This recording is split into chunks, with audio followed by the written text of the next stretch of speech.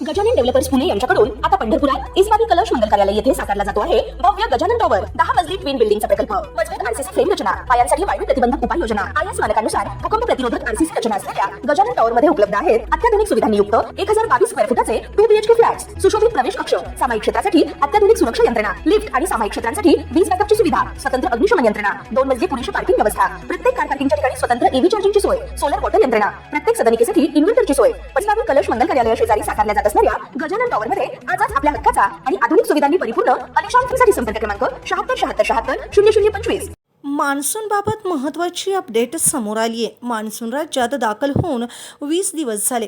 आता हळूहळू मान्सून राज्यात सक्रिय झाला असून राज्यातील अनेक जिल्ह्यात सध्या पाऊस धुमाकूळ घालत आहे। मुंबईसह राज्यातील अनेक ठिकाणी मुसळधार पाऊस पडत असून नागरिकांमध्ये आनंदाचे वातावरण आहे।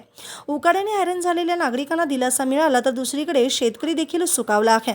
आता शेतीच्या कामाला वेग येणार असून अशातच हवामान खात्याने महत्त्वाची अपडेट दिली आहे। पुढचे 4 ते 5 दिवस राज्यासाठी महत्त्वाचे ठरणार आहेत। या दिवसात राज्यातील अनेक ठिकाणी मुसळधार ते अतिमुसळधार पावसाची शक्यता आहे। अनेक जिल्ह्यांना अलर्ट देण्यात आला असून हवामान तज्ज्ञ SD सानप यांनी सांगितलं की संपूर्ण राज्यात मान्सून सक्रिय झाला आहे।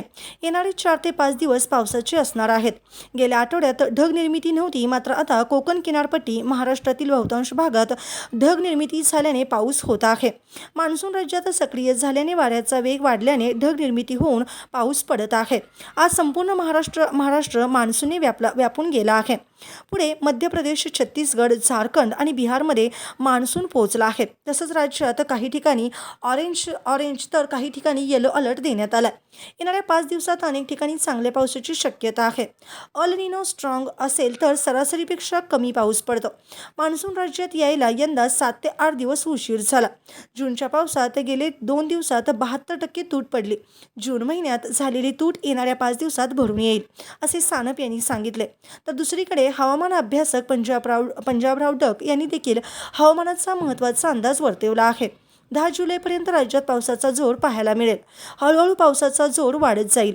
जळगाव, धुळे, नंदुरबार, नाशिक, अहिल्यानगर, बीड, परभणी, जालना, बुलढाणा, अकोला, अमरावती, भंडारा, वर्धा, नागपूर, यवतमाळ या ठिकाणी पावसाचा जोर राहील।